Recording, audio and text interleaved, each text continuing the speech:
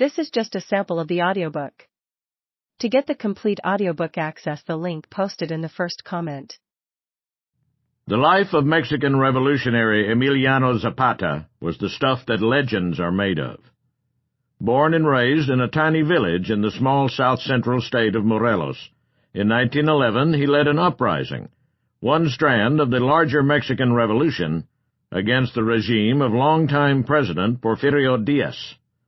He fought not primarily to fulfill personal ambitions, but for the campesinos of Morelos, whose rights were being systematically ignored in Don Porfirio's courts. Expanding haciendas had been appropriating land and water for centuries in the state, but as the 20th century began, things were becoming desperate.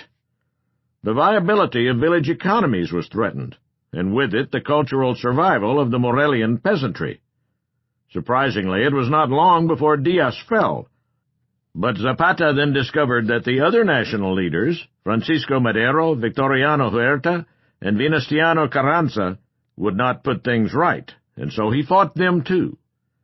He fought for nearly a decade until, in 1919, he was gunned down in an ambush at the hacienda Chinameca. During his lifetime, Zapata was much loved and much hated. For many of the campesinos he led, he was el hombre, the man. He dazzled them in the local rodeos, called jarapeos, in which he performed. He won their trust with his fairness and his persistent pursuit of their well-being. His deep, dark eyes seemed to penetrate their thoughts and plumb their hearts.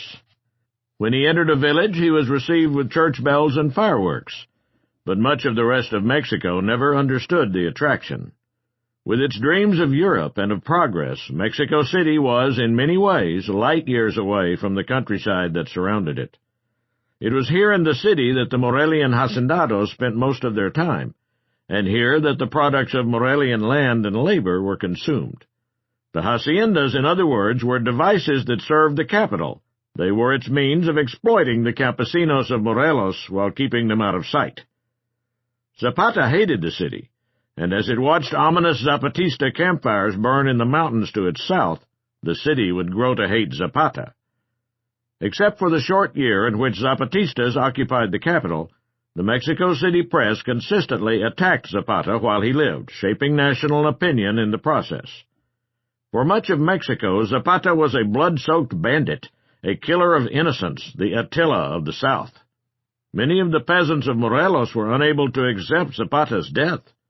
Some claimed the body that was presented to them as proof of his mortality lacked his distinctive birthmark. Others missed the mole they remembered, or wondered why the corpse included the finger Zapata lost years before in a roping accident. Zapata was not dead, they argued. A compadre who looked like him had taken his place on that fateful day, and Zapata was hiding in the mountains until they needed him again, or fighting in Arabia, or for Hitler. For them, he was too smart, too strong, too important, too symbolic of their cause to die, and in a sense they were right, for he lived on in their stories.